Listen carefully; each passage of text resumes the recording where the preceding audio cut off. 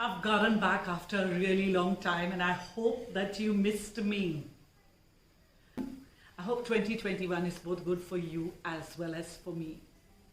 When you look at a situation, do you look at a situation with negative eyes? As in, when you're faced with a situation where things are not going your way, do you look at such a situation as one where people are putting an obstacle in front of you, where people are not allowing you to develop, to grow, to achieve what you want to achieve? Or do you look at that situation with, here comes an opportunity? Today I'm going to talk about what attitude you have when looking at a difficulty. Do you look at it as a problem? Do you look at it as a challenge? Do you look at it as an opportunity to grow? Having faced a lot in my lifetime, I will admit that I have had many challenges that I have taken up as opportunities given to me to grow. I will narrate 2 incidents that I have gone through to make this, what I'm talking about, a little clear. The first situation that I found myself in was when I have spoken about this before. When I did my 11th standard, my mum wanted me to be a nurse. And I failed my 11th standard because my thought process was, I want to be a teacher. Now, when I failed, my mother took a very strict stand. And to be very honest with you, I'm very glad today that she did take that stand. Now, many people may take it negatively, but I don't take it negatively at all. I say if that had not to happen in my life, I probably would have been a different person. So when I failed my 11th standard, and she wanted to put me for shorthand and typing. I, however, had different plans. I realized in a week that I couldn't do the shorthand and typing. It was not my thing. And I was very focused that I wanted to be a teacher from the 5th standard. So I would teach my dolls and I would whack them with the ruler, like how my teacher used to whack us in the class. And I would teach them. I had a roller blackboard and I would teach them what was being taught. I was very happy to write with the chalk, etc. So my mother decided that I was not deserving and I did not need to be educated. I, however, had other plans. I borrowed some money from an uncle of mine. I took admission and I got myself educated. Now, because my mom didn't give me, I think, my education the way you probably as a student feel, oh, my mother has to give me my education. What do you mean by she's going to tell me to go and work? And today parents also feel that they want to give their children an education. But my mother didn't have anything of that. She said, no education, you start working. You're not interested in studying? Don't study. I did not take that as an obstacle. It was a challenge for me. It was an opportunity for me. And today, if I look at myself and I find myself independent, it is only because I took that obstacle and made it into an opportunity.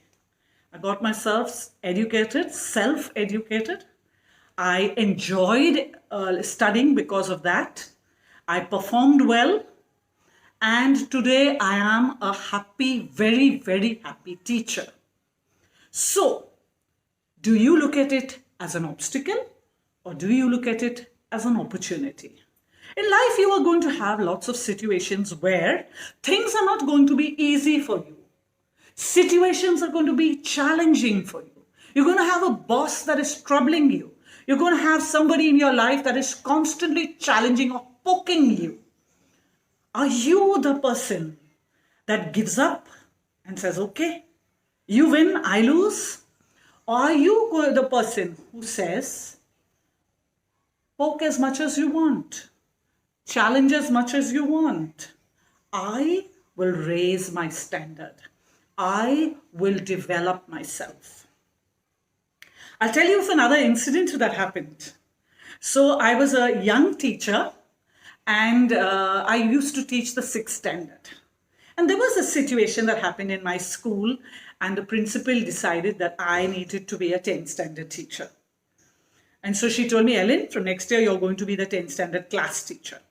So I was a bit taken aback.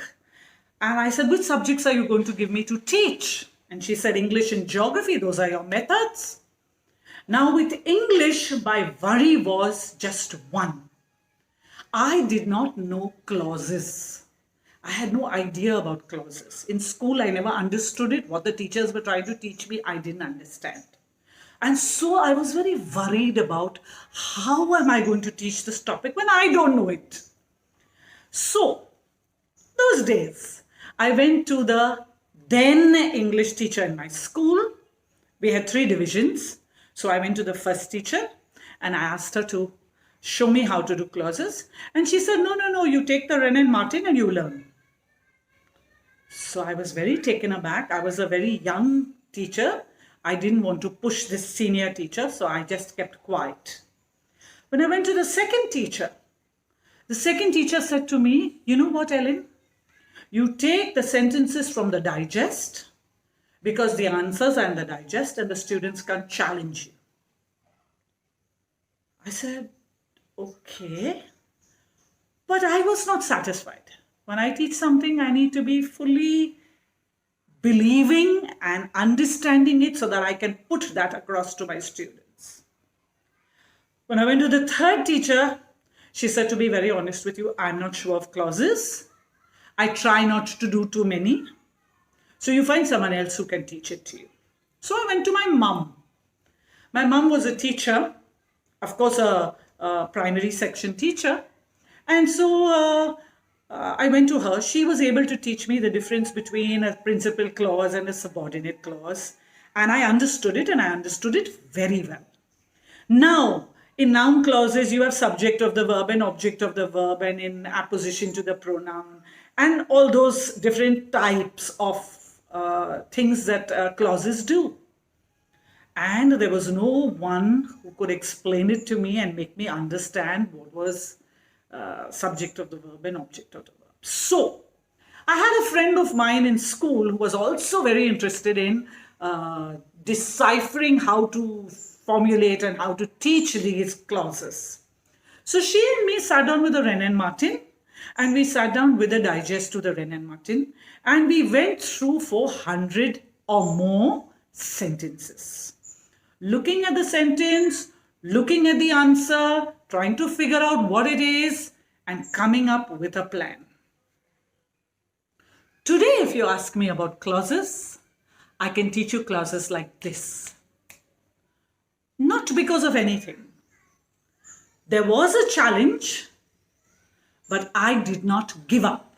I was not the teacher who would take the sentence from the digest and teach it to the students. I was not that.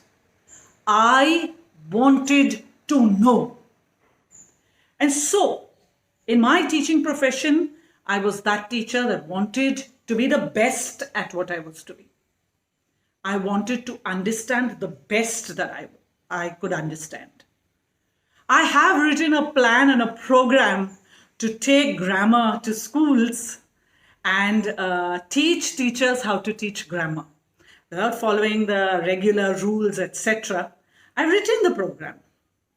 Well, I haven't found anyone that has been really interested in what I do. So, I do a crash course in English, and that satisfies my need to teach English. What I am trying to tell you is I was not ready to allow mediocrity to be my story. I wanted excellence to be my story.